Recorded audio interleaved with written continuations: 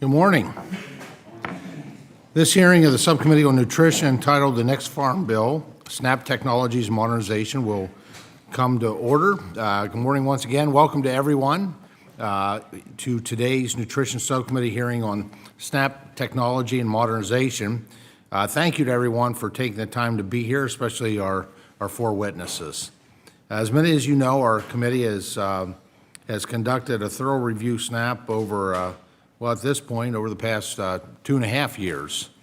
And I want to take a moment to share why this was done and we hope to achieve what we hope to achieve as we move to Farm Bill reauthorization. First, this program touches more than 42 million Americans each month. It is the largest domestic hunger safety net program in the country.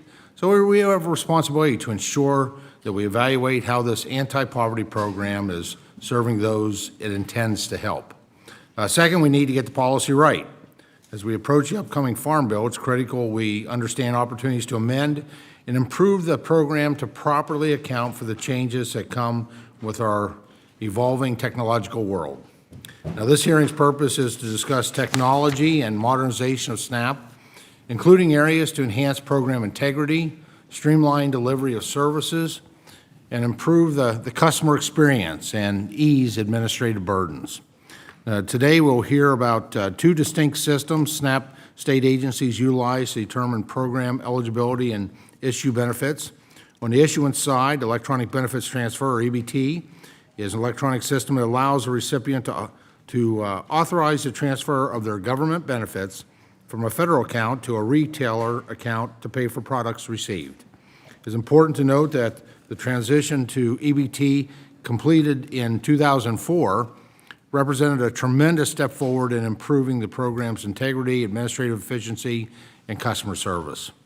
Prior to issuing benefits to households, state agencies determine whether households qualify for the program. To qualify for SNAP, applicants must meet the eligibility and income requirements mandated by Congress, which are tied to the federal poverty level. New eligibility systems are rules-based with SNAP law, regulations, and policy built in, generating eligibility calculations using program rules when workers enter households' data.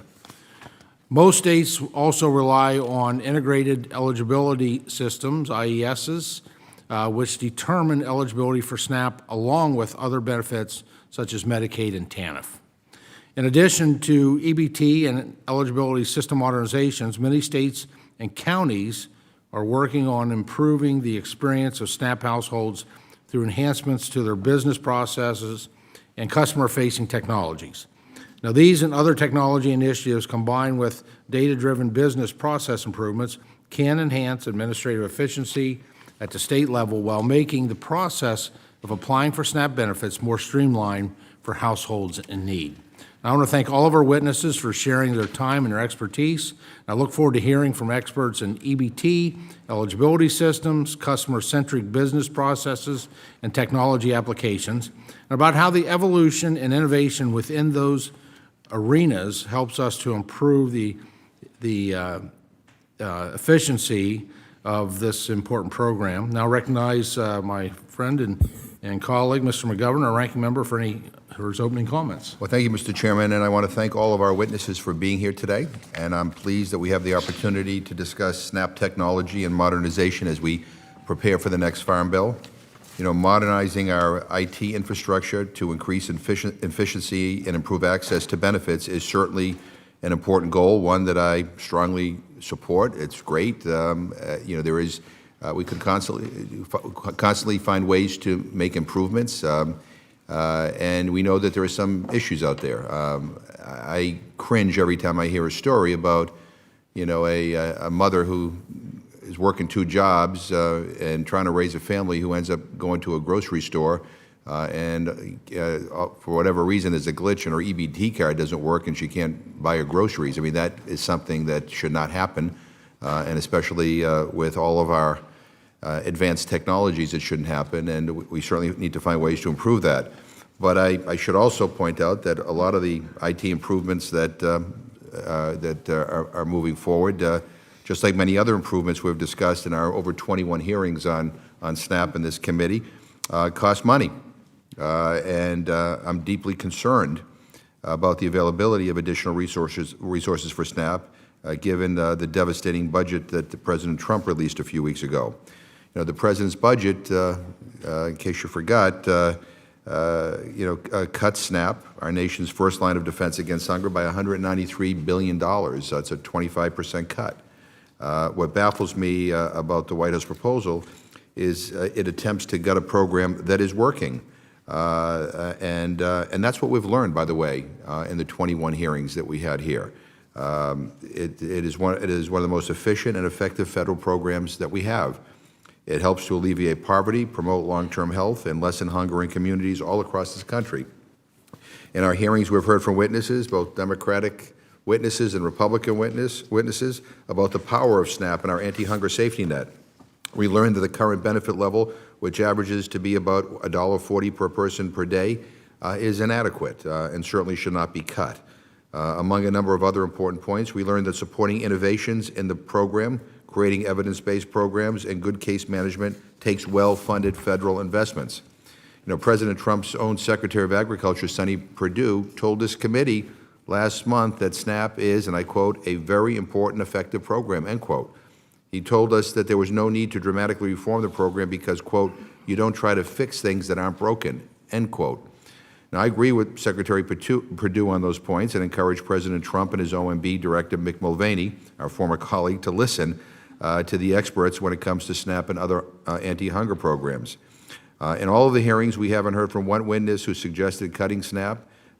President Trump's budget is reckless, and in my opinion, if it ever got enacted, is heartless. And we should do everything in our power to stop these dangerous proposals from advancing in this Congress. So again, I welcome the conversation about IT modernization and SNAP. I mean, let's continue to support good ideas. Let's make this all better. Let's make it easier for people to recertify. Again, a lot of the people we're talking about are working, and their lives are filled, so they don't have time for endless bureaucracy or endless waiting or making appointments. And they certainly should be able to make sure that their card works when they go into a grocery store. And that means, and I think, but it's important that we realize to make these advancements, we cannot cut the program. SNAP cannot be an ATM machine for other priorities. So I look forward to hearing from our witnesses. I thank you for being here, and I yield back my time.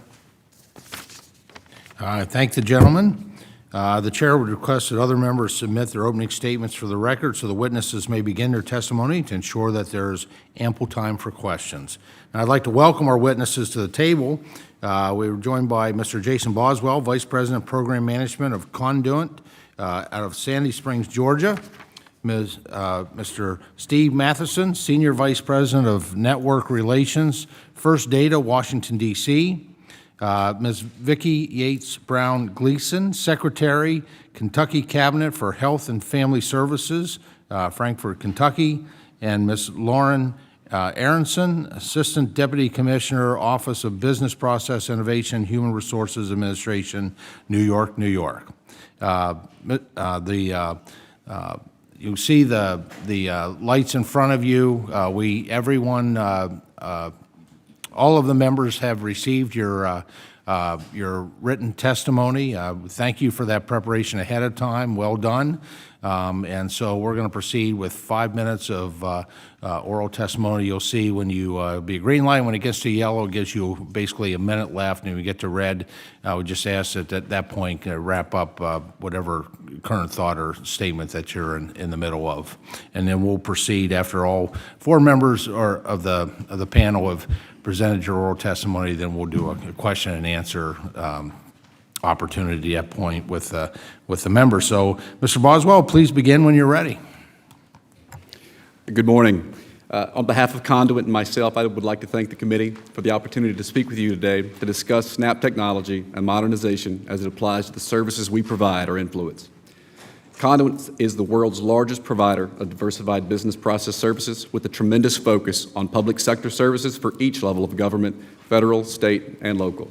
A significant portion of our business services are directed toward health, human, and social service programs with payments capability, such as EBT being a centerpiece of those services. As you know, EBT is the SNAP benefit delivery technology utilized by all states and is the services an industry in which I have served and had the opportunity to serve in for the last 15 years. My written testimony provides more detailed insight into our view into how SNAP and EBT delivery may embrace and benefit from new and modern technologies. But to briefly highlight some of those areas for our discussion today, our view is that EBT and the end-to-end SNAP eligibility process would greatly benefit from a greater embrace of mobile technologies, not only for immediate recipient services, but to align the EBT industry to be positioned to better adapt to a changing payments culture and infrastructure.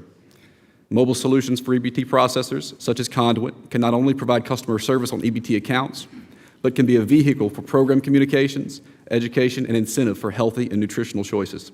From an eligibility management perspective, mobility offers more streamlined approaches to document intake, verification, communication, and appointment scheduling, just as examples. In addition to mobile services, the private sector can, with a collaborative partnership with our state and federal customer partners, offer a variety of additional services into the end-to-end SNAP eligibility and delivery process to reduce cost, increase efficiency, and provide greater tools for program integrity, monitoring, and enforcement. These may include the adoption of EBT-specific business intelligence and data analytics tools, which Conduit offers, changes in the EBT card program policy as it relates to use and design, as well as relaxing or removing restrictions that prevent states from seeking private sector assistance with SNAP eligibility process. While we appreciate the position that final determination of eligibility belongs with the merit employees, there are a variety of eligibility service components that could be performed by the private sector, not only to introduce program efficiency, but to ensure that the merit employees can focus more centrally and specifically on the more complex aspects of each case they manage. FNS should approve the use of non-merit personnel, including contractor staff, in the constituent call centers that involve client contact during the application and case management process. This includes conducting interviews and certifying households, simplifying the intake process. Telephone inquiries, case management, and appointment scheduling are just a few examples where states could potentially reduce costs in infrastructure, facilities, and other overhead through employing a private sector vendor with the experience, capacity, scalability to perform those services. These changes can improve the state's service delivery model across the human service programs, address the increase in workload due to the changes in the integrated eligibility systems, and provide worker relief across programs so that merit workers may focus on eligibility final determination and services. Thank you.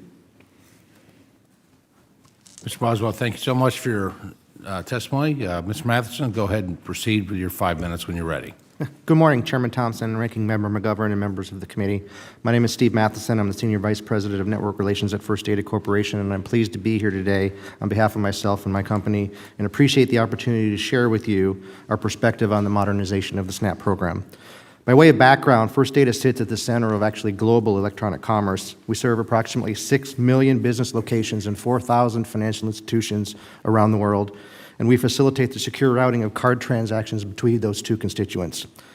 By way of example, in 2016, we powered 88 billion global transactions, more than 2,800 transactions each day, each second, totaling approximately $2.2 trillion US last year.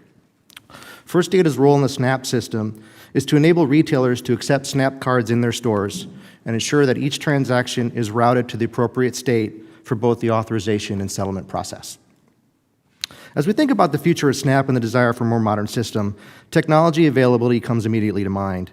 In the bank card world, the infrastructure supporting the payments rails is subject to a series of rules, agreements, and oversight that ensures that outages do not regularly occur. For example, Visa and MasterCard take an active role in ensuring that there are service-level agreements and sufficient technology infrastructure across the entire payments ecosystem so that if a systems issue were to occur, there are redundancies and business continuity plans to ensure that commerce is not disrupted. And as a secondary level, there are multiple federal and governmental oversight controls, risk management protocols, and departments that have oversight of the financial and service industry, including players like First Data, like the FFIEC, the FDIC, the OCC, and the Federal Reserve, that also play an active role in making sure that the continuity of the program is ensured. The lack of similar service standards and requirements for SNAP processing tends to lead to the SNAP cards not working for a large number of cardholders on a fairly frequent basis. As you can imagine, system-wide outages have negative impacts on SNAP recipients by reducing their access and creating extra inefficiencies and costs. We think this is an area that the federal government should explore. When we think about payment security, we generally focus on criminals attempting to compromise the card number, This stolen card information can be used to create counterfeit cards, and criminals can use those cards to make purchases fraudulently. What we see across our retailer base is the broader government benefit card environment has very small amounts of counterfeit fraud. The reason for this is because each SNAP recipient must use their PIN to perform a transaction. They have to have their physical card, and a PIN is something that only they know. Because this two-factor authentication is an effective method for preventing fraud, we believe PIN should continue to be mandatory. As retailers move into the online grocery space, where traditional PIN pad is not necessarily present for the purchase, we think it's important for the government agencies to explore enhanced security in this space. Specifically, we recommend that the federal government explore requiring that SNAP transactions made online should have this two-factor authentication. Fraud in the e-commerce space is much higher than the physical point of sale, and as such, having a way to keep fraud rates manageable and low in these higher-risk transactions will be an important factor in keeping SNAP funds flowing as benefits to recipients rather than fraud losses to criminals. Maintaining and protecting the integrity of the program is crucial. Finally, we believe the government should be taking steps to encourage competition among the payment processors that contract with state agencies. Currently, there are a few processors that occupy this space. While there is some limited competition during the bidding process, once a contractor wins a bid from a state, the processor effectively becomes a monopoly for how that state's transactions must be processed. Retailers that wish to offer SNAP acceptance in their stores must process with that contractor and only that contractor. This has become problematic because of the introduction of new fees by the processors and contractors to the retailers. Retailers are essentially forced to accept any fee that is assessed because there is no other option for processing a SNAP transaction for that state. Generally, we believe the federal government should take the position that the imposition of fees for enabling SNAP in their stores, fees that don't necessarily go to the states, should be prohibited. As an alternative, we suggest the creation of a mechanism for a retailer to negotiate these fees and/or process their SNAP transactions with a competing contractor for a given state in a competitive environment. In conclusion, we commend the committee for exploring ways to modernize the SNAP program. Many Americans rely on the program to improve their lives, and we believe these Americans should have the same positive experiences when transacting with their SNAP cards as others do when transacting with traditional bank-issued credit and debit cards. As one of the entities that provides the infrastructure used to transport payment card data securely and efficiently, we appreciate the opportunity to provide our perspective and look forward to keeping an open dialogue with the committee members as new ideas are brought to bear. Thank you, and I'll be happy to answer any questions that anyone may have. Mr. Matheson, thank you for your oral testimony. Secretary Glisson, please go ahead and proceed with your 5 minutes whenever you're ready. Good morning, Chairman Thompson, Ranking Member McGovern, and members of the subcommittee. Thank you for the opportunity to come and speak to you today. I'm Vicki Yates Glisson. I'm Secretary of the Kentucky's Cabinet for Health and Family Services, and I've been invited today to discuss Kentucky's experience in creating an integrated benefits eligibility and enrollment system. Prior to my tenure as Secretary, the federal government, as you may know, strongly encouraged states through enhanced funding to create an integrated modular system for eligibility and enrollment. When I became Secretary, I inherited from the former administration the responsibility to implement what we were led to believe was a completed, a vetted, and a ready IT platform that would serve as an upgraded, integrated eligibility and enrollment system for our health and human service programs. Unfortunately, our experience was quite the opposite. In 2016, Kentucky became the first state to implement an integrated eligibility and enrollment solution known as Benefind. And it was on the .net platform, and that included both Medicaid, the qualified health benefit plans, the advanced premium tax credits, SNAP, and TANF.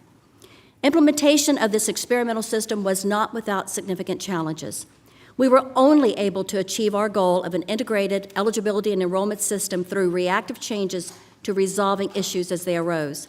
Hopefully, by sharing our experience today and lessons learned, other states may proactively address similar issues and avoid them during their system implementation. Almost immediately upon rollout, we realized some system latency issues were caused and had caused increased processing time. We upgraded server capacity within the first few days, and processing did speed up and improved. As time went on, though, we realized that there were more serious issues. These issues included system design issues, policy decisions that had been made, and data quality. These issues snowballed with nearly catastrophic results, causing a massive backlog with some of our members who actually did temporarily lose their benefits. An example of how one issue can snowball into a larger problem involves data quality that is used to support an integrated eligibility and enrollment system. This new system, as supported by the federal government, was designed to ping the federal incarceration database, for instance, to determine whether a household member was currently incarcerated and thereby ineligible for benefits. Our system was functioning as it had been designed. During the transition to Benify, the system sent a query to the federal database, which responded with requested data about a member's incarceration status. If the query returned a match that someone was incarcerated, the system automatically sent a notice to that member that eligibility was being terminated unless documentation to the contrary was provided. The problem, however, is that the data that was highly inaccurate and resulted in tens of thousands of erroneous letters being sent automatically to members. This single issue snowballed enormously, first because these letters went out via mail.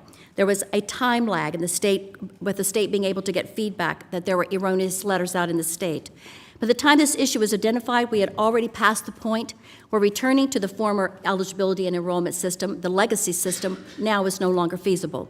Further, these letters caused confusion and panic among our members who flooded our call centers and our lobbies. Instead of performing their typical case management duties, our caseworkers spent hours dealing with the fallout from these erroneous letters. This was on the top of the increased caseload associated with the system conversion, and in addition to caseworkers now getting used to a new eligibility and enrollment system. This is just one example of a problem that could not have been easily identified in the system testing before the system performed, because it performed as designed. Another complication is the lack of coordination between federal agencies to support an integrated eligibility and enrollment system for benefits. F&S policies on who may access data and assist with applications does not match up with CMS policies. Remember, this is an integrated system. CMS allows contractors to assist with applications, while F&S does not. We have hundreds of contractors available in Kentucky who can assist with Medicaid eligibility applications, give information about Medicaid application status, but are prohibited from using that exact same information to assist with SNAP applications. Benify automatically determines eligibility for Medicaid and SNAP if all of the information is entered and verified. Benify is not permitted to use that same information if entered by a contractor to determine SNAP eligibility, because F&S requires a state merit employee caseworker only to process the SNAP eligibility. Benify was intended to determine eligibility for all services and benefits with one application, including SNAP and Medicaid. F&S policy permits only these state merit employees to process SNAP applications, which results in a duplication of efforts and has impeded the efficiencies that are expected of this system. If this policy were changed, then the system could be optimized and truly be a one-stop shop with no wrong door in order to enter the system. Issues with federal databases and disconnected and uncoordinated policies between federal agencies could not have been foreseen prior to the rollout. So lastly, Benify was implemented at the urging of the federal government. We therefore urge the federal government to be proactive and to address these issues. First, the inadequacies of the federal database, such as the federal incarceration database, must be addressed. And then lastly, we urge that the federal government require better coordination between agencies to allow the same authorized workers to work through the entire process for both F&S and CMS benefit applications. Resolution of these impediments will greatly enhance our experience and cause the system to be much more efficient as it was intended. Thank you for your time. Secretary Glisson, thank you for your testimony. Ms. Aronson, go ahead and proceed with your 5 minutes testimony when you're ready. Good morning. Thank you, Chairman Thompson, Ranking Member McGovern, and members of the subcommittee for giving me the opportunity to testify today. My name is Lauren Aronson, and I lead the Office of Business Process Innovation at New York City's Human Resources Administration. I am pleased that you are recognizing the work that Mayor Bill de Blasio and HRA have undertaken to modernize the way New York City administers the SNAP program. Today, I will focus on our work to improve the client experience and the agency's ability to adapt to and incorporate new and emerging technologies in its service delivery model. Currently, nearly 1.7 million New York City residents receive SNAP benefits. HRA has invested in the creation of a self-directed service model for our SNAP population. In addition to providing an enhanced customer experience, this lower-touch model frees up our eligibility workers' time and allows them to focus on those clients who truly need their support. Some of these technologies include an innovative online tool called Access HRA, where residents can retrieve benefit information and apply and recertify for SNAP. This portal allows clients to create an account to gain real-time access to over 100 case-specific data points.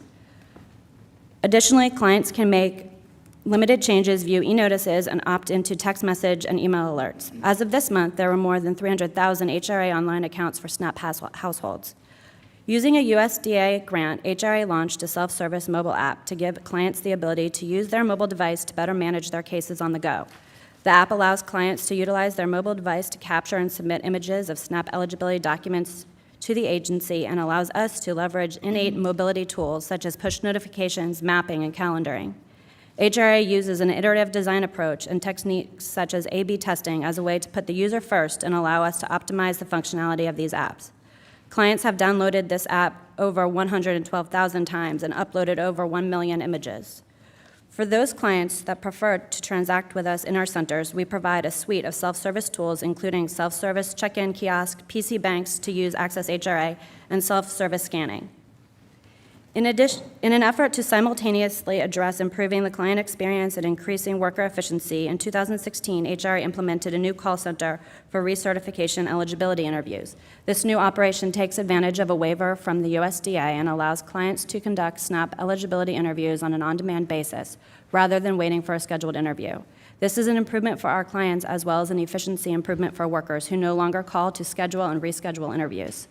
The clearest success of on-demand is the increase number of interviews taking place by phone. Before on-demand, only 52% of SNAP recertification interviews were held by phone. Now record as high as 76% of interviews on the phone. Each of these improvements represents a reduction or elimination of a significant barrier. By mitigating the barriers to access, we can ensure clients maintain benefits and reduce the churn of clients at recertification, which can tax our resources. Technology has changed the way we communicate with each other and our institutions. We recognize that our work to improve the client experience must not stop at optimizing digital systems and improving online communication efforts. Through data analysis, client interviews, and research, we identified certain behavioral patterns that lead to the churn of clients at recertification. We crafted behaviorally informed notices informing clients that they'd lose their benefits if they did not act, and we found that those clients who received these notices were more likely to initiate their recert application and completed phone interviews earlier in the recertification period, a low-cost approach to improving outcomes. Over time, these collective investments will reduce our physical footprint and save on expensive lease costs while removing barriers to access and making it easier for clients to apply for and maintain their benefits. The de Blasio administration will continue to work to expand access and remove barriers to SNAP using online tools and technology innovations. Our work has resulted in a better customer experience and a more efficient operation for HRA. Modernization of client and worker-facing tools and processes can only take us so far. There is a need to review the underlying federal regulations that guide SNAP to help jurisdictions take full advantage of the continuous technology advances, changes in population needs, and shifts in the workforce. There is an administrative burden on states and federal oversights that could benefit from building more flexibility into the regulations so that every innovation does not require a waiver. We would also like to take this opportunity to work with you to protect low-income and vulnerable Americans, as well as Americans with disabilities, against any proposed federal cuts in the SNAP program. Not only would cuts to the SNAP program reverse years of gains that cities and states like New York have made in service delivery, it would also harm local economies. In New York City, SNAP recipients purchased more than $3 billion worth of food, generating about $5.4 billion of economic activity, largely within small businesses. We look forward to continued collaboration with the committee as we continue to innovate this and modernize the SNAP program. For a detailed account of these efforts, I invite you to review my submitted testimony. Thank you. I look forward to your questions. Ms. Aronson, thank you so much for your testimony. The chair would like to remind members that they will be recognized for questioning in order of seniority. For members who were here at the start of the hearing, after that, members will be recognized in order of arrival, and I appreciate the members' understanding. Now recognize myself for 5 minutes of questioning. Mr. Matheson, your testimony provides some encouraging news about the security of SNAP EBT card technology, indicating that the two-factor authentication provided by the use of a magnetic strip card with a PIN is an effective method for preventing fraud.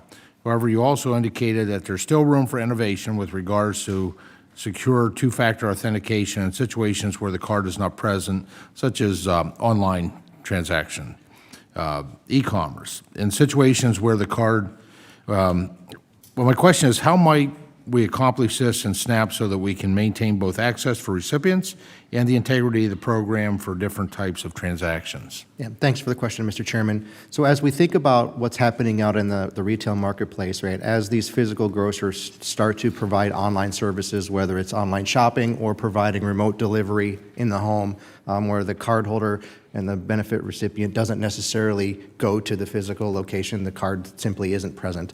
As we try to facilitate these transactions in an online basis, there are technologies available such as virtual PIN pads or other secondary authentication methods where something that the benefits holder would have, like a fob or a token or some other kind of administrative function that would identify that as a legitimate benefits holder, is paramount to making sure that as these transactions happen, there isn't an explosion of fraud. The reason I say that is because as we think about what happens in the bank card world, right, the difference between what the fraud levels that happen at the physical point of sale and the fraud that happens in the e-commerce world is very different.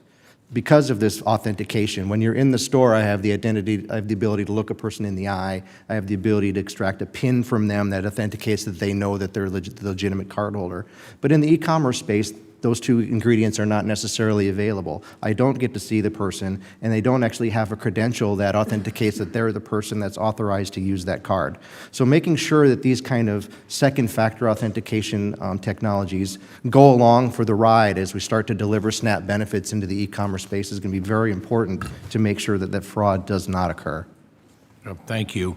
Secretary Gleason, you've been very frank about some of the challenges your department faced in launching your eligibility system and the lessons you learned in the process. It seems that there was a complex set of issues from contracting, oversight, IT to policy. With 2020 hindsight, what would you advise other states embarking on these projects to prioritize at the outset to mitigate some of these complications, and what can the federal government do to support states in these efforts? Thank you. Thank you, Chairman. Chairman Thompson, I appreciate your question. I think some of the things that I could say to the states, and I'll just note that we did try to make a list in our written testimony that we provided in our white paper, so I would encourage folks to go and look at the white paper. But I think that there are things that I would remind them about that we learned in they were tough lessons. One of those is around the training aspect. We were told by the vendor that there had been a lot of training, that it had that had been done appropriately and so forth, but I think that training is essential, and we found out that training needs to be done very close to the actual time of the rollout. So when you're doing a whole statewide rollout, that can be very difficult because it can encompass a lot of training over a larger period of time. So maybe phasing in, if that's possible, that was not something we could do. We had to do a complete state rollout, but having training that is close to the time of the rollout can be very helpful. One of the things that I think was most beneficial is that we also put together a team of individuals that came to Frankfurt, and they worked on some of the harder cases that we have to deal with. These are cases that are more complex. The SNAP cases generally are not quite as complex as some of the other cases that are in an integrated system. But we brought a dedicated group of workers that all they did was sit and work on cases. This was like maybe upwards to 100 employees, 100 workers that came to Frankfurt and spent all day just working on particularly hard cases. That was also very beneficial because once you were in our local offices, we have 120 counties in Kentucky. We have a local office where you can get your SNAP benefits in every one of those 120 counties. Those folks were being overwhelmed at the time. Having a group of individuals that came and all they did was they did not have to deal with the folks coming in the door at a local office, that they could just work on the issues around trying to work more difficult cases, or that was also very helpful. I also think it's very important that there needs to be really good communication between the vendor and the state. You need to have the right kind of a team that can talk the language and understand the language, make sure that you understand what is going on. There needs to be adequate testing. We were told that there was adequate testing, but I think then that testing that had not been done really on some of these more complex cases that are part of an integrated system. So you have to remember that when you're having an integrated system, you've got SNAP cases, but now you've got Medicaid and other benefits, and these can be very complex, particularly around the Medicaid area and long-term care cases. So you may feel that the testing has been adequate, but make sure that you've tested on all aspects of the case, including those more difficult Medicaid or maybe what we call AMA cases for long-term care. Also, make sure you've got a backup plan. We had understood that there was a backup plan, but I think that it's also helpful to see if there's something that's kind of off the shelf that hasn't, these plans are all customized, very expensive, lots of money has been spent on them just for that state. It would be helpful if you truly have a backup plan. Is there something that could be purchased off the shelf, something that is out there that you could look at, take, and it could fill in the gap until you can get this thing kind of back on its feet. So make sure you've got a backup plan, and be careful that you have the right folks in the committees making decisions, particularly around policy decisions. These policy decisions are some of the earliest decisions that are made around these integrated systems. A cabinet or those that are using these integrated systems, you must make certain that you have the right folks at the table understanding when they make a policy decision, like in Kentucky, that they're going to ping a federal database and that these federal databases are not really adequate. They need to understand that. The vendor needs to have an understanding of that, and there needs to be that good communication, and you need to be very careful as you're making these policy decisions about how you're going to be verifying information. So those are just some of the areas that I would suggest that if I had 20/20 vision, some of the things that I think could be helpful for other states. Very good. Thank you very much. Now recognize the ranking member for 5 minutes. Well, thank you very much, and thank you all for your testimony. One of the things that bothers me is when I hear reports, as I mentioned in my opening statement, of individuals who are on SNAP who go to a grocery store or market and then, cannot use their benefit. And does anyone have any idea how many people we're talking about who that happens to on a monthly or yearly basis? I mean, these outages are not like a rare occurrence. I mean, is it? So, I guess the way I would kind of try to benchmark that for you is, let me give you an example of one that happened, I think it was in the first week of May. There was an outage for the state of Louisiana. It happened for 3 minutes over the lunch hour, and there were 2,800 cardholders that were unable to get their SNAP benefits as they went shopping over their lunch break, right? From a frequency perspective, it really does vary. It can be everywhere from sporadic, 1 or 2 a month, because you've got over 70 different jurisdictions, right? So each one of them has their own ups and downs. Right. But on any given day, what I would say is, as we process for over the 70 jurisdictions, there's very rarely a day goes by that at least one of them doesn't have some kind of an outage. Well, that's a problem. And so what happened to those shoppers in Louisiana who went with their SNAP cards and were told that they couldn't purchase their food? So typically what happens is, if the outage is short in a matter of minutes, they'll usually just wait and retry the transaction as they're there. Because you have to think about the lane experience. They're standing there in the checkout lane. They've got a shopping cart full of groceries, and they're trying to check out. So usually they're just trying to stand there and wait until the system comes back up. Or sometimes they'll go over to the customer service desk, and they'll try to complete their transaction over there when the system comes back online. And what happens if it's not a quick fix? Usually what they do is they'll abandon the shopping cart and just leave. Yeah, I mean that's just, that's obviously unacceptable. And again, typically we have people who are on SNAP who are working, who have families, who are trying to juggle a million different things. Ms. Matheson, you mentioned the lack of redundancies in SNAP systems in your testimony. Is this the cause of outages that prevent SNAP recipients from SNAP clients from being able to use their cards? And how do we fix this? Yeah, so I think one of the things we do, I mentioned in my testimony the idea that there are actually, in the bank card world, there are actually legislative entities that manage the integrity of the financial system. They have oversight over Visa, MasterCard. They have oversight over the card issuers in that world.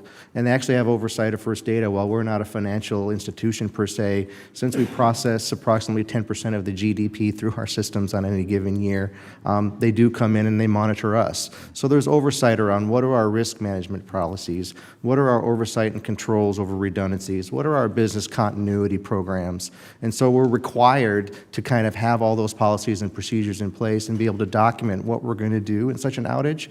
What I would suggest is, with the different states all contracting separately with each different contractor and how their program runs, I think we have a disparity of how that works across the different jurisdictions. Each one probably has their own policy in place, but they're necessarily not consistent. But to fix this, I assume it will cost money. Yeah, I think at the end of the day, it's going to come down to, right, to the extent that there's not a secondary system that can come online when the first one fails, for example, there'll probably be an investment needed to be made Right. there. But the investment by the state and by the federal government? Who would pay for this? Yeah. So typically, right, since the states have outsourced, and maybe perhaps Mr. Boswell could weigh in on this as well, but since the states tend to outsource that function to the contractors, right, as part of that, a commercial arrangement is where the actual building and spending would happen. Right. But I would assume some of it would be federal money, right? I mean, Ms. Aronson, I mean, you know, I was pleased to learn about the innovations in New York City, and you know, we certainly applaud that. But you mentioned that you received a grant from USDA to make some of those improvements. Would you have been as successful in implementing these innovations without federal investment? And what can this committee do to help New York City and cities and states across the country to continue to make technological progress to improve delivery and access to services? Thanks, Ranking Member McGovern. I think that these innovations would not have been possible without, sorry. Thanks, Ranking Member McGovern, for that question. I don't think that these innovations would have been possible without investment from the USDA and without a very large budget to invest. And it's important for us in the city. Our scale is quite large, and in order to manage a caseload the size of ours, we need the technical infrastructure in place to do so. Otherwise, you'd have ballooning headcount just to handle the caseload. Technology helps us to increase efficiencies and to make our customer experience better. Yeah. I guess my final point would just simply be, you know, I think we're all for moving ahead with new advancements in technology. We want the experience for those who are the clients to be better. We certainly do not want to have people show up at grocery stores and be told, we can't take your card. I mean, that's just, that's just unacceptable. But to do that and to do the kinds of things that you guys did in New York City is going to require continued investment. I think it's, in the long run, it will certainly benefit everybody. But the idea, and I just say that because I mean we're having this hearing in the context of a budget proposal that would significantly slash budgets that are designed to support these kind of innovations. So I thank you all for your testimony. Gentleman yields back. Now recognize the gentleman from Kansas, Mr. Marshall, for 5 Yeah, minutes. thank you, Mr. Chairman. I guess I'll start with Ms. Aronson. How long have you been working in New York City, I guess? This is my 19th year with New York City. Compared to the 19 years ago, what's our efficiency like? In other words, how many? If we have a federal budget of $80 billion in a year, and you said you spent $3 billion, so how do you measure efficiency over the past 19 years? Well, I haven't always been in this particular position, but I can say that the efficiencies that we've gained through the investments that we've made in the modernization that we've undergone recently can be seen in the fact that we've shifted many of our workers from front offices to back offices, where they're doing much more eligibility-related tasks rather than working on scanning documents and data entering. They're actually determining eligibility. We've decreased the number of in-person transactions in our centers by 31%, and we can measure churn by the fact that at the point of recertification, for instance, we've decreased the number of failed-to-keep interviews by 10 percentage points since we implemented Excuse me, automation. do you measure just the cost of administering this from year to year since you introduced all this technology? I think it's really hard to specify specific costs. We've just recently implemented these modernizations, and I think that we haven't yet determined what the ideal staffing model is. Moving a system this large over time is difficult to do. So you don't measure how much it costs from year to year?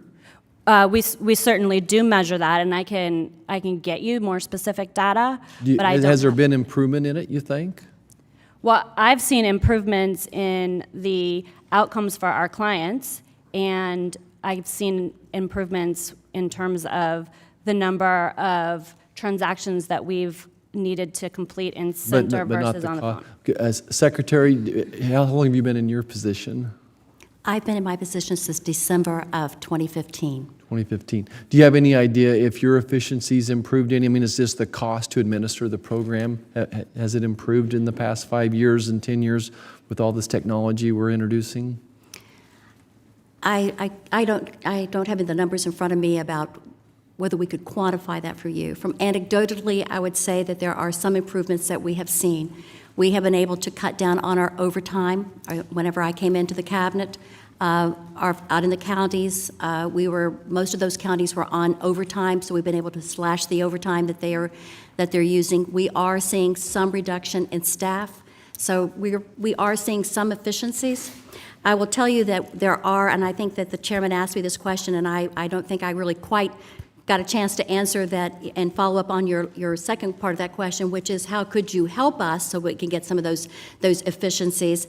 And so what I would suggest is that there is a way to actually get efficiencies, because if we were able to work with the federal government and get sort of certified modules. Remember, this is an integrated eligibility and enrollment system. Many of these states are not prepared to be able to understand all of the different vendors that come to their doors, and you've got all of these vendors, and different vendors are working with every state. So if we were able to actually work more closely with the federal government to identify certified modules, whether it's through an app perhaps, or working with the federal government to decide this has been successful in certain states, and we would suggest that you contract with these particular vendors. That could be very helpful. Excuse me, Also- so my goal is that we would get the most number of dollars that whatever we spend, as many of them to the customer as possible. Exactly, So I understand that. State to state, there's probably some variation. I'm not sure if anyone, if Mr. Boswell, Mr. Mathiasen has much experience from state to state. What is the cost to administer this program? Is it very much from state to state? The cost for administrating the EBT side, I can't really speak for the entire cost of administrating the integrated eligibility system, et cetera. From the EBT perspective, it is relative, and it is similar state to state. It's primarily driven by by the participant size of the entire caseload by state, generally speaking. But for an EBT cost for administration, it is relatively within the same. I would like to add that has been a challenge for our state. There was this enhanced funding to get states to go ahead and implement these integrated systems. When it comes to the management and the operation of the system, this is to build and design the system. That federal funding then goes away. There's a substantial reduction in that federal funding. And I think states, is another thing that states need to be aware of, because states are not prepared to take on that additional management and operation funding that is going to be needed to manage and to operate these very expensive, high-level systems. Another reason that I would suggest that the states and the federal government work very closely together on these very expensive systems to get more economies of scale. Gentleman yields back. Now recognize the gentleman from Pennsylvania, Mr. Evans, for 5 minutes of questioning. Thank you, Mr. Chairman. Research shows that SNAP plays a critical role in improving dietary intake, protecting against obesity, removing food insecurity, and improving other nutritional-related health outcomes.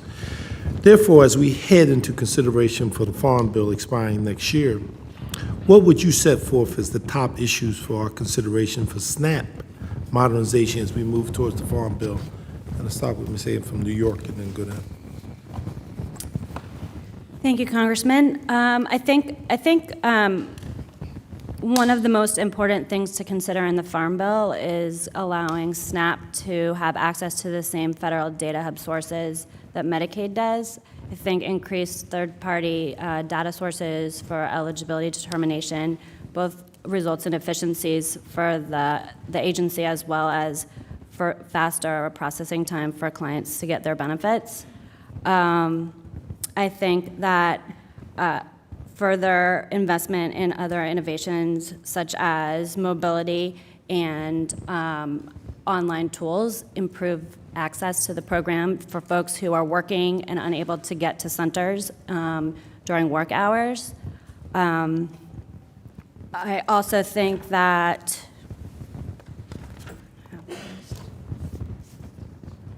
there's a lot of rigidity in the regulations that govern the program, and if we had more flexibility to innovate, it would be a more iterative and faster approach that would benefit both efficiencies and clients.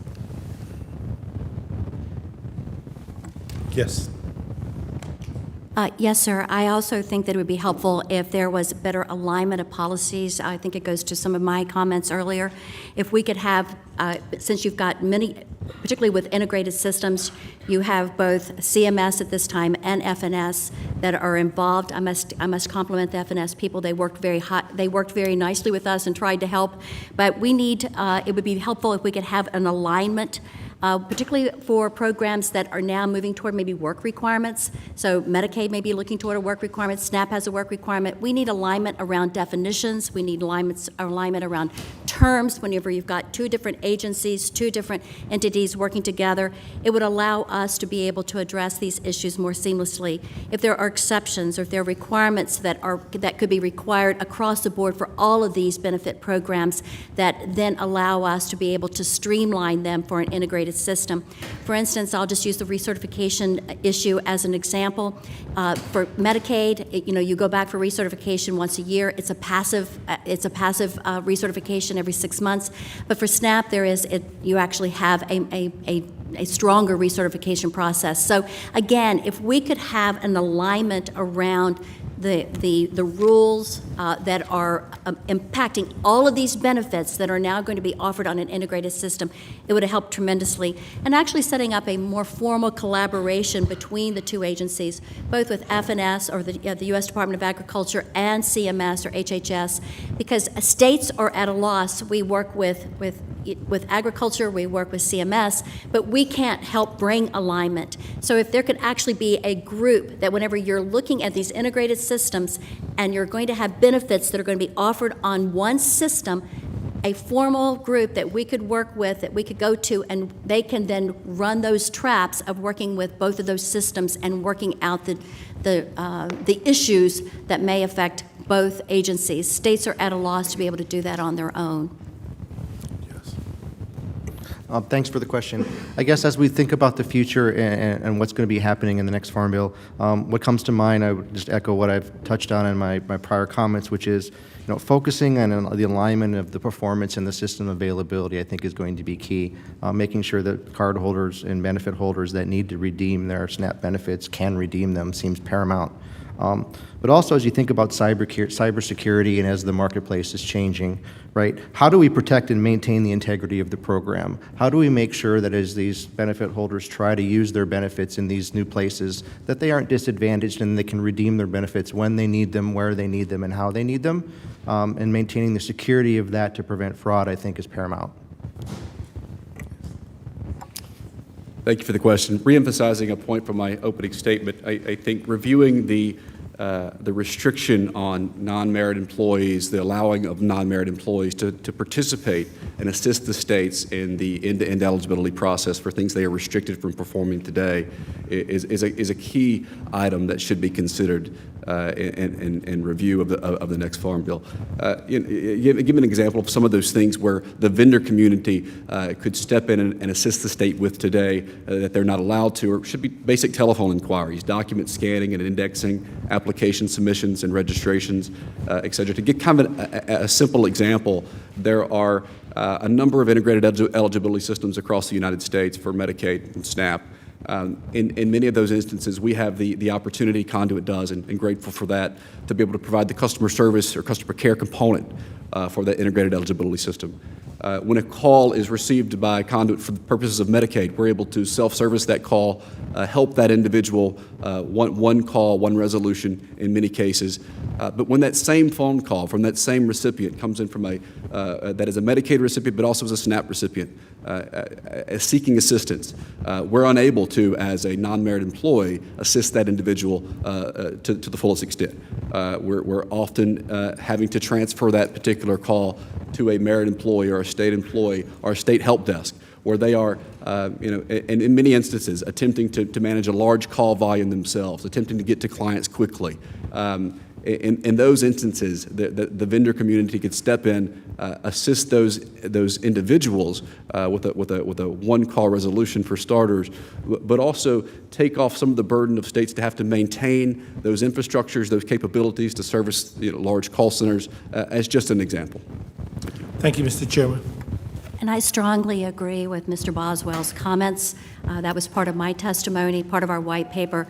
We need, if you could make that change, that would be very helpful if we were able to use our contract entities that we're particularly using with Medicaid to be able to address the F&S side of the equation. We would be very appreciative. Very good. Thank you. Now recognize the gentleman from New York, Mr. Fazio, for 5 minutes of questioning. Thank you, Mr. Chairman. I apologize for being late. We were at a Transportation Committee hearing. Mr. Boswell, I noted, though, in your testimony, you talked about use of advanced fraud analytics, and you say these are not commonly utilized in most states. What states are using them, and are there any statutory barriers to use of such fraud analytics with the SNAP program? Thank you, Congressman, for the question. From Conduit's perspective, in the states that we service, and we service 25 states today as the EBT processor, we deliver a data warehouse and business intelligence tool to approximately 12 of those. Of the 12, 2 have made an investment into, or either through their procurement process, required an advanced fraud business intelligence tool which Conduit provides. To my knowledge, there are no restrictions or prohibitions that would disallow a state from participating in the use of that particular tool, but we find it extremely valuable. Our clients have found it to be extremely valuable, and the use of not necessarily suggesting that fraud is rampant or that there is a program integrity issue, but assisting them in investigation purposes, insisting in providing weighted, scored factors against certain transactions and how individuals are using and performing their card transactions to further their investigative purposes. I mean, among the issues that you mentioned in your testimony are odd hours of transactions in large amount, large percentage of a total availability of the benefit that's on the card, address changes across large zip code differentials, et cetera. Which of the states, you mentioned there are 2 states that are using the advanced analytics. Which states are those? From Conduit's perspective, we have 2 that use the advanced analytics, and that is the state of Ohio and the Commonwealth of Massachusetts. Okay. All of our participating states with our base business intelligence tool can utilize some of the components that you just spoke of. Okay, and Secretary Glisson and Ms. Aronson, do either of your agencies use such advanced analytics? No, we don't have a formal use of data analytics. I can tell you that we do believe that because of the integrated system, it does allow us to have at least some control, some fraud control. In the old system, the way it was set up is that you would go into a county, a caseworker would work one-on-one, face-to-face, generally with a SNAP recipient. A lot of the information that was taken in was done based upon just the information that they had. There was a lot of room for misunderstanding. Under this system, there are fields. All fields have to be filled in by the caseworker. They will be dinging certain databases. So there is, we believe, a less subjectivity that the caseworker will have in this instance, and so hopefully it will be able to detect some fraud, and that's our hope. And Ms. Aronson, in terms of New York City and I guess by corollary New York State? Well, Congressman, I can speak to New York City, not as well to New York State, but HRA does use data analytics to identify eligibility and trafficking fraud. We have a dedicated large unit of fraud investigators who regularly receive tips from the USDA, from OTDA, from the public, and we rigorously investigate all of those allegations. Could you be so kind as also to provide for the record to the committee information as to the City of New York and your ability to use these analytic systems to detect and weed out fraud in the system? I would appreciate if you could send Sure. that. And also, lastly, do our data systems readily make it available for merchants to restrict certain purchases? I know you're not allowed to buy alcohol or cigarettes, for instance, or paper products with EBT SNAP benefits.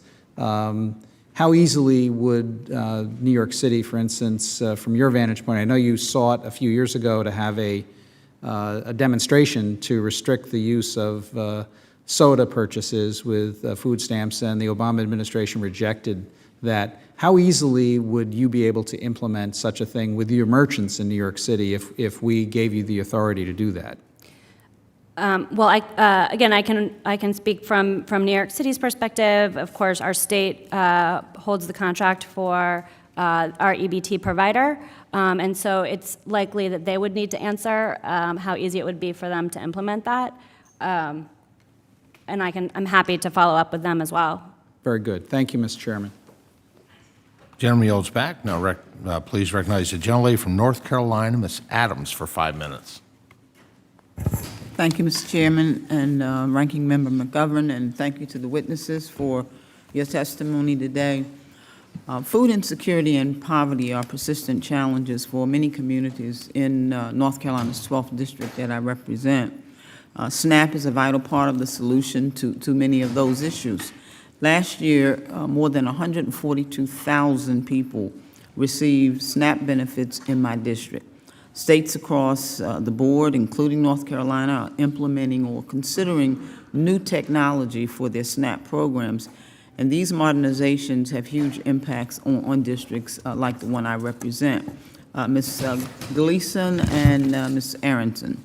The President's budget would drastically limit funding for SNAP. I'm very concerned about that.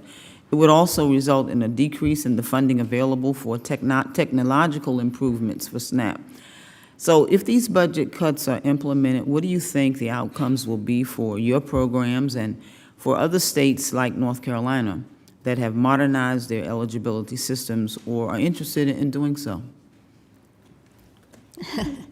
As I mentioned, we have done an integrated system. There will be management and operation, our maintenance and operation expenses tied to this system. We are continuing to look at this system to see if there are other options so that we can even use sort of off-the-shelf options that could be used to be able to function in a way to keep this system functional. And so I think that, obviously we will be working within the constraints that are whatever those parameters are. We will work within those parameters. We're very fortunate that our system is up and running. I think it is now functioning much better, and I think that it gives us the option to look now. We can take a breather, and we can look at ways that we can make this a much more cost-effective system going forward, whether it's looking at off-the-shelf options or something that's maybe not quite as customizable. Ms. Aronson? From New York City's perspective, I would say that the cuts as proposed would be devastating to our ability to continue to modernize and deliver benefits like SNAP to the 1.7 million New Yorkers that receive them. Thank you very much for your answers. Mr. Matheson, the protection of security and privacy for recipients of SNAP is crucially important. You touched on these subjects in your testimony. But would you address how current SNAP technology issues, how is current SNAP technology issues being addressed and ensuring that recipients are protected? How do you think that's going to happen? Yeah, so there are a couple things there. As you think about the security that revolves around the transaction today, as I talked about in my testimony, there's multiple kinds of fraud. There's frauds where, perhaps people are giving their cards to people inappropriately. There's other kinds of fraud that happens in place. But the type of fraud that I'm speaking about specifically that we can see and know to be prevented and protected fairly well is this counterfeit where people are taking cards and using them inappropriately with copies. And we believe that the fact that that card has a PIN is doing an outstanding job of doing that. And we would very strongly urge that anybody that wants to recommend or talk about eliminating that as that being not a very good idea. There are other technologies we talked about, the things that the processors in the states can do about monitoring live transactions as they flow, whether it's velocity checks or anomalies in the transaction and those kinds of things. And as that technology continues to emerge, I think there'll be some benefits available there as well. Thank you very much. Ms. Aronson, can you outline some of the benefits that come from SNAP outreach and why it should be recognized as an important piece of reaching people in need, especially our seniors? New York City has been a leader in terms of participating in SNAP outreach. We actively have built a campaign around specifically reaching out to seniors and limited English speakers to try to identify those folks who are eligible but not enrolled in SNAP today. We also are really focused on making sure the folks who are receiving SNAP stay on SNAP when they continue to be eligible and not miss benefits. So a lot of our outreach is around making that very clear to people who are up for recertification.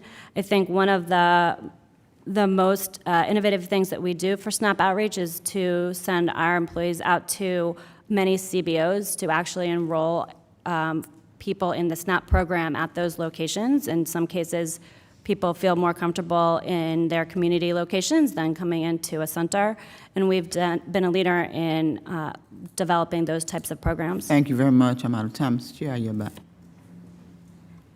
Gentlelady yields back. Now recognize the gentleman from Florida, Mr. Thank you, Mr. Chairman. I appreciate it, and I appreciate you guys being here, the information. And as Mr. McGovern talked about in the beginning, the cuts that the President's proposed are very drastic. And as our nation, we're at $20 trillion in debt, and it's growing.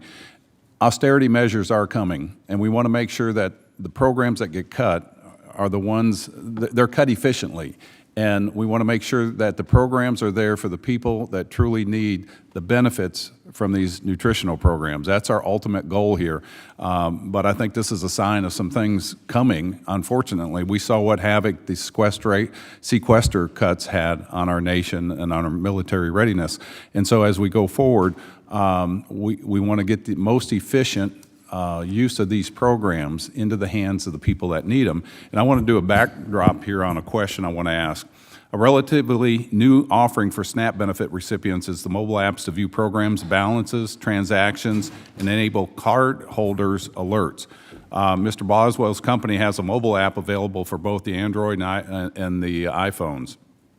And it's free to download in the respective app stores. Providing a mobile app also helps to empower recipients to monitor their account for potential fraudulent use by others that may have access to their SNAP benefit cards. Additionally, the mobile app can be a tool to convey important program information quickly to recipients, or could be used to influence spending behavior by offering incentives for healthy food products. That's your program, right?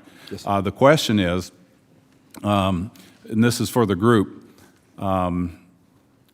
this question is for the group, what role do you think the mobile-based technology will play in both reducing administrative costs and improving provisions for the SNAP and preventing fraudulent use? Do you want to take that first, Mr. Boswell? Sure. Excuse me, wrong one. Absolutely. We view the role of mobile in the SNAP, and especially the EBT marketplace, to be a significant one, as the testimony suggests. From a program delivery perspective, Obviously, the first step in which we're trying to accomplish is balance information, transactional data, helping the individual, the consumer, learn to be responsible for that account. From a delivery perspective ongoing, we see significant opportunity to drive the message of healthy eating, nutritional purchases, through items such as offering coupons or incentives for making healthy purchases in retail marketplaces, et cetera. From a fraud perspective, I think if you kind of look long term, much of the suspected fraud, if you will, in the EBT space is what we would consider the hand-to-hand fraud, selling your card, handing your card to someone else in return for some kind of value. If we were able to, and from a long view perspective, move from a card-based technology to more of a mobile payments perspective where you're utilizing mobile wallets, things such as Apple Pay, Google Pay, and instead of having to hand a card and use your PIN, you have to be present with your mobile device and a biometric fingerprint, if you will, to authorize that transaction. You are in many ways helping to prevent that hand-to-hand activity that could take place. So I think that's a unique view and opportunity from a technology perspective that could assist mobile and fraud. One of the other questions I have, are there any apps that allow the SNAP recipient to see what they purchase on a nutritional content? And can they have a running tabulation of that? And is there a way a caseworker can look at that and say, well, you're buying these things and not these things, and we need to move more into this category because we see the childhood obesity and we see them in the food deserts, and to educate and help us work through that process? That's a great question. Currently, a transaction that's processed for SNAP, the information provided back to the processor, such as Conduit, and back to the states, is not at the product level. The product information is not passed in that transaction. There are some advances, if you will, that aren't necessarily providing product information, but I'll cite the Commonwealth of Massachusetts in a healthy eating initiative that they've undertaken, whereby they have engaged the retailer community and the processors, such as Mr. Matheson and First Data, to identify the amount of money that is spent, or amount of SNAP transaction that is spent on a healthy food option. So the grocer identifies the amount that was spent on the healthy. But every product has a barcode on there, so I would think there should be a way to tabulate that eventually, with an app. There certainly is. If you don't mind, I guess what I would say is, to echo what Mr. Boswell is saying, there are other programs that work similar to what you're suggesting. For example, the EWIC program absolutely works at what we call the SKU level or the barcode level. The SNAP system doesn't currently work that way, but there are models out there where if it were enabled inside the SNAP system could work similarly. All right, thank you, Mr. Chairman, thank you. All this is very, very interesting too, but not everybody has access to the technology that we're talking about here today. And I think, so while we're talking about moving forward and, having everybody having a smartphone and all this kind of stuff, not everybody does. Not everybody, the SNAP population is a very diverse population. And again, it goes back to what I said before about, not only moving forward with advancements in technology, but making sure that we don't have situations where the technology isn't working, where people are denied their food benefit. IT should not increase hunger. It should help alleviate it. And I think it's, we have to be very, very careful we move forward here.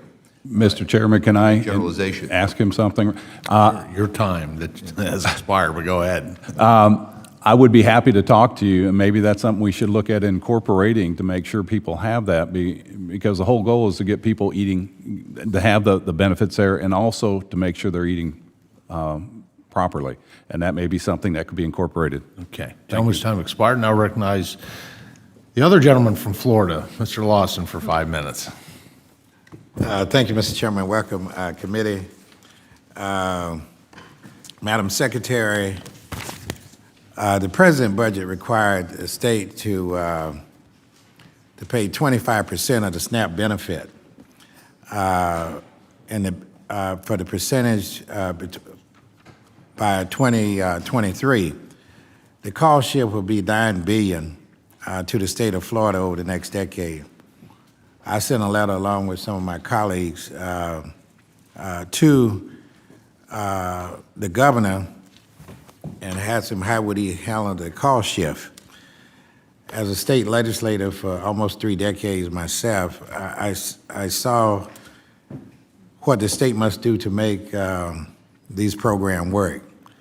Could you please speak to the burden that it would place on the states to update and maintain and implement the EBT technology if this kind of budget proposal was implemented? Well, thank you for the question, and I would go back to kind of a prior answer that I gave, which is that we do have our system now up and going. I believe that we're now at a maintenance and operation level, and that we will be we now have, as you said, some time to be able to look at options, particularly options that may not be as customized as this was, but options to be able to actually look for cost-effective ways to be able to implement that kind of technology in Kentucky. We are also looking for ways to align our benefits programs even more effectively, so we think that there'll be cost savings from that, whether it's in Medicaid or otherwise. So we're looking for any number of ways to align benefits, align workers, to be able to implement these programs and implement benefits, and we believe that we'll be able to then assume that responsibility. Okay, and a little bit of a follow-up question. You know, I've heard from many grocery store and farmers markets and small business owners who have noticed the application process and equipment set up with EBTs. It takes months, and sometimes it can be very expensive. In your experience, how can the improvement increase the access of SNAP? Because it takes so long sometimes in order for the application process to go through. Is this directed to me, sir? Yes. What we have found with our integrated system is that it's very beneficial for the recipients because it allows them to have a one-stop shop. So they can come into our local offices in each county, and they can then provide their data that they need. And so it allows them to be it's a system that allows us to serve our clients much more efficiently. And we can then work with them more closely. So it's essentially a one-stop shop that allows us to deliver our services more efficiently. Okay, thank you. And this question goes to Mr. Steve Madison. In North Florida, we have 4 fresh access bucks markets where SNAP families can earn extra money to buy fresh and healthy products. Since these markets involve SNAP, recipients have been incentivized to purchase healthy and local products to the tune of 20,462 in my district. However, in the fiscal year 2015, farmers market and direct farm only accounts for less than 1% of all the SNAP purchases. Can you explain how third-party processing fees prevent farmers market and smaller grocery stores from offering SNAP and SNAP incentive program?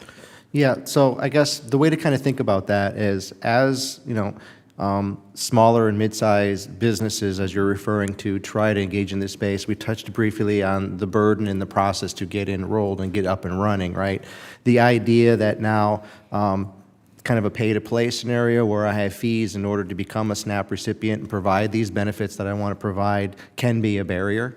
There are plenty of other fees that they have to tack on some other ones. Seems to be a way to slow the process down rather than speed it up. Especially when they're trying to make investments in their point-of-sale and register systems. It's a new kind of program that they need to administer. There are certainly a bunch of rules and administrative function that they need to implement, whether they're the largest retailer in the world or they're a small bodega. The rules are basically the same. So as the smaller businesses try to do that, it can become a burden. Okay, and Mr. Chairman, I yield back. Time run out. Thank the gentleman. He yields back. Now recognize the gentlelady from New Mexico, Ms. LaJean Grisham, for 5 minutes. Thank you, Mr. Chairman, and thank you to the panel. Secretary Glisson, my series of questions are for you, and I want to thank you for your service. I was a former cabinet secretary for 3 different governors in New Mexico, and they're tough jobs. It is a tough job. It is, and it's a great job. And the reality is that what we're talking today about information technology and how to utilize it to streamline our application processes. States have been looking at ways to do universal applications, given that the majority of these programs are all federal, related in some way or required, and each of them, even in the same department, will have very separate, unique applications. Although SNAP is sort of that, if you qualify for SNAP, you're going to qualify for everything else.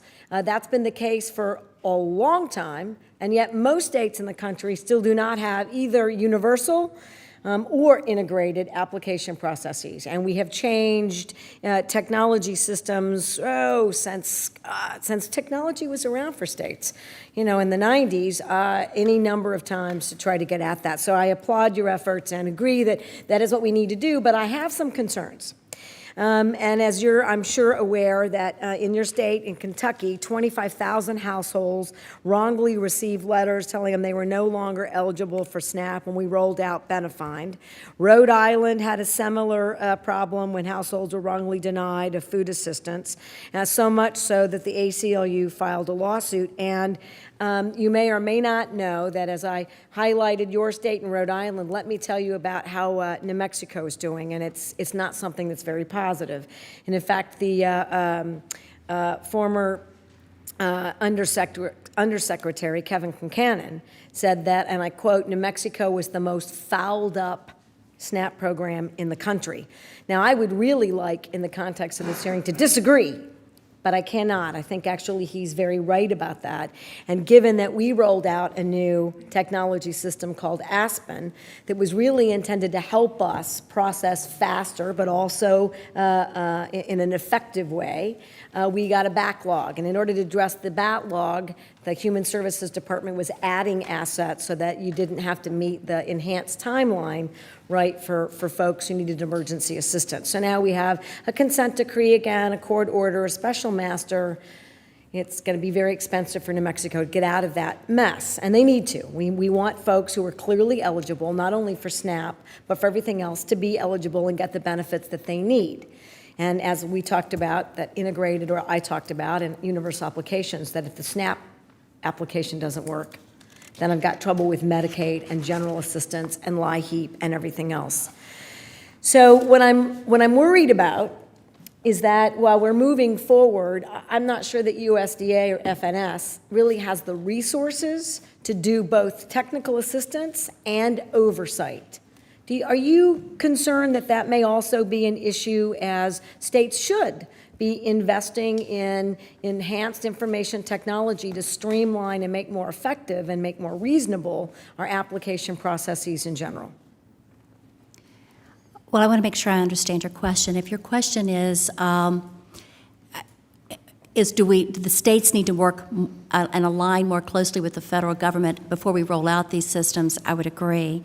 I mean, I think part of the issue has been that as states have been looking at there was enhanced funding encouraging states to do this, and there was not a lot of collaboration working together to get economies of scale. I think the states and even the federal government were probably not in a position to really think about how they were going to contractually deal with the contractors that were out there, and how that we could work together to get economies of scale, making sure that those contractual provisions were going to be protected. What about the accountability aspects? So each of these rollouts, I've given you 3. There are many others, as you are aware. And I'd love to tell you, when we were rolling out new information technology, that it always worked. It didn't. And we deal with the glitches.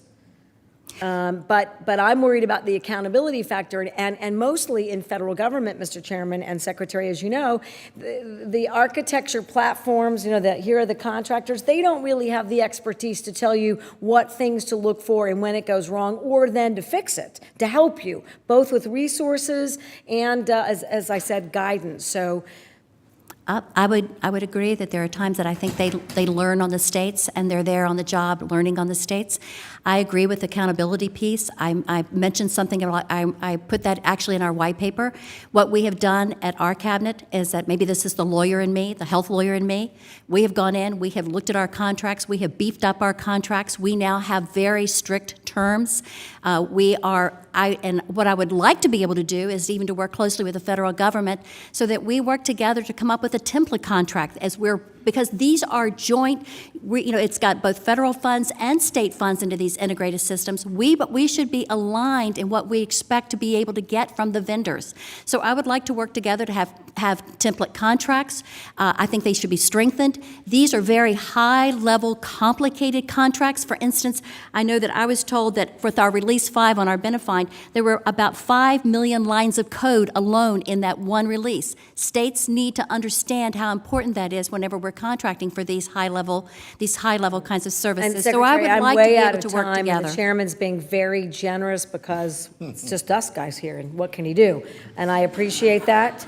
And maybe it's an area, Mr. Chairman, now that I'm completely out of order, to think about in the Farm Bill. We need to think about the resources and the tools to create effective partnerships so that you implement correctly, and there's accountability to the states, like mine, who may not have intended to actually do it right.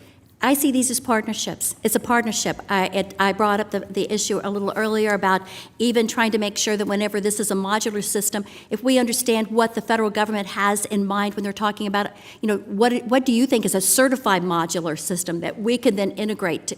So I would welcome the opportunity to work more closely together. I think that would be helpful. Gentlelady yields back. We're going to take for members that are here, additional time for questioning. If you have additional questions, I'm going to take the liberty of next 5 minutes. Ms. Aronson, you had actually, I think Mr. Matheson talked about, he made comments about small amounts of counterfeit fraud within his oral testimony. You had mentioned about having I think you said a large group of fraud investigators. So I wanted to follow up on that and just ask about, have you quantified with those processes that you've compelled to put in place? Do you have you quantified the rate of fraud determinations, not the accusations, because I know you mentioned they come from different places, consumers and different places, but the rate of fraud determinations, and as a result, any changes that you made based on any systemic issues you've identified with fraud? As I said, we get various referrals for fraud, and we investigate those referrals very vigorously. That said, it's still important to take proper steps to limit these types of improper payments, given that the volume of dollars that we're spending is high. And I think the research has shown that the more automated the process, the harder it is for a mistake to be made or fraud to be committed. Electronic identification and verification processes help make sure we know who the recipient is and that they are properly found eligible for use of these benefits. I think one of the things that the city has done is to aggregate all the third-party data sources that we do have access to and present them to our eligibility workers in an easily consumable portal for them to refer to as they're doing their interviews, so they can see what other data we have based on these third-party sources and what the client or the applicant has indicated. And this helps in the eligibility determination process to make sure the worker is aware of everything that we do know. I think that if we had access to sources that are in the federal data hub that are used for Medicaid, we could even do a better job of making sure that we are determining eligibility based on all the facts that are out there.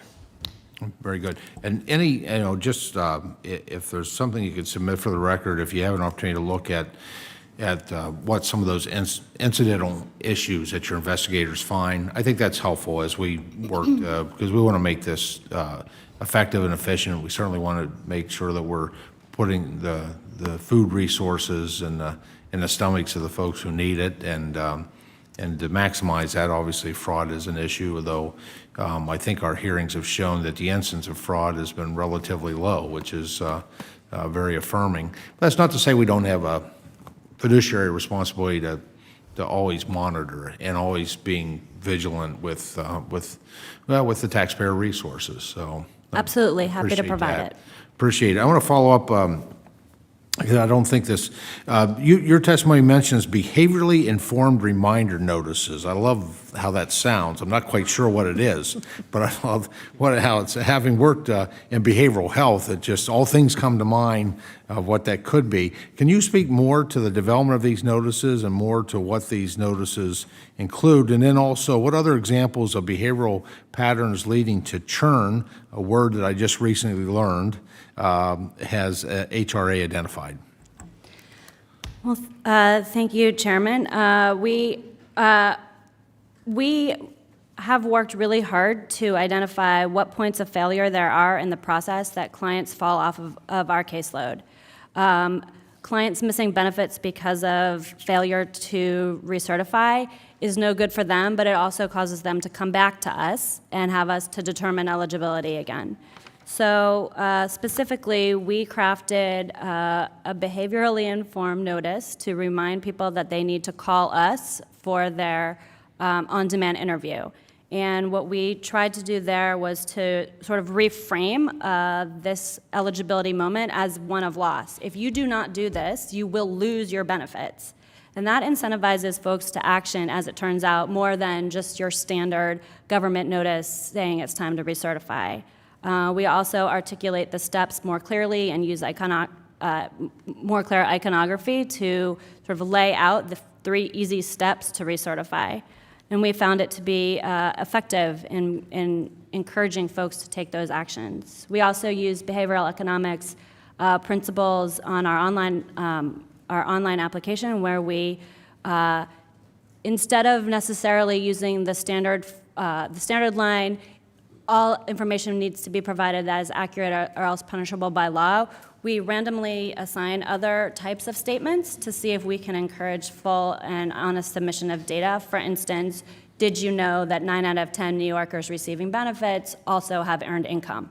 To sort of normalize the idea that you can have earned income and still get food stamps. Those are some examples.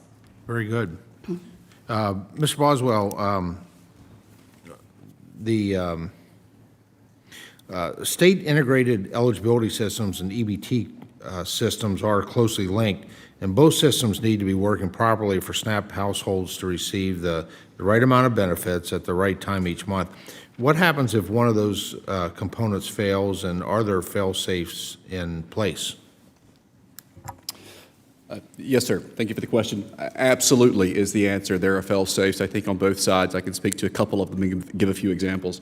I'd like to first kind of defer to the earlier conversation about the availability of the system for the individual or the user that's shopping and trying to purchase foods and cannot.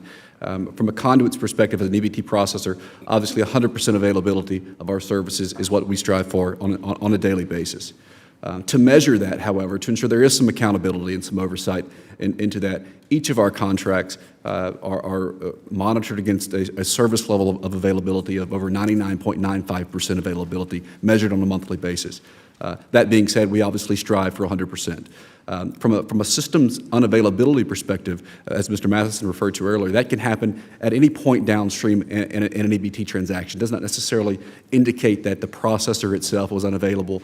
It could be a local issue, a phone line, if you will, if someone's still using a point-of-sale device, et cetera. But let me get to your question. I just wanted to clarify that and understand that Conduit's commitment is 100%.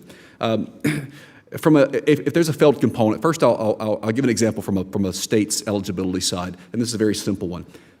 States are very diligent in their contracts with EBT processors to ensure that these components exist. One of the requirements in many of our contracts with our states and commonwealths is that in the event of a failed, of a disaster, if you will, if benefits cannot be issued out of the eligibility system for the participants, Conduit has to have the ability to reissue the same amount of benefits to the same participants for the same amount that was issued in the prior month. We have to have that ability to go back and do that in an emergency request. So our system has that capability. That's one example of a failed component. From a Conduit's perspective, if there was a failed component, our infrastructure, if you will, is constructed as such to allow for a primary and a secondary system that is always replicating amongst itself, along with a tertiary or a disaster system that is always replicating amongst itself. So at any given time, we have 3 environments for every state EBT process that we manage. In the event there's one that's failed, one fails, it automatically fails to the second. If there is a major catastrophe, such as a disaster, we are automatically able to fail over to that disaster center. I will say from an investment perspective in the EBT space, we have recently and are moving toward moving our data centers into 2 new consolidated Tier 3 data centers. Tier 3, if you will, really put a focus on system availability and security. That's a conduit investment into the EBT space, along with modernizing our hardware that drives our EBT processing platforms. So there are components in place. They are tested annually along with the states and USDA for disaster certification to ensure that in the event of a major failure, we are able to stand in and continue services. Very good, thank you. I want to, just in closing, want to thank all of our witnesses for bringing your extensive experience to this hearing today to help us as we prepare and move forward. The technological, the modernization aspects are incredibly important. I mean, it's the processes and structures by which we make sure that those who have needs that those needs are served. I also want to thank the staff for helping to put this great hearing together. We're going to continue our efforts that we have sustained over the past 30 months to prepare for a reauthorization of the Farm Bill to include a nutrition title that serves as the largest domestic hunger safety net with effectiveness and efficiency. That's our goals. I personally believe that the values where food is largely grown and produced in rural America includes taking care of neighbors in need. And since farmers feed and nutrition matters and hunger is unacceptable, the nutrition title is a very important part of the Farm Bill. So we have an obligation to get the nutrition title right. And I really appreciate the commitment of all the members of the subcommittee to do this and to get this done. And so, under the rules of the committee, the record of today's hearing will remain open for 10 calendar days to receive additional material and supplementary written responses from the witnesses to any questions posed by a member. This hearing of the Subcommittee on Nutrition is adjourned.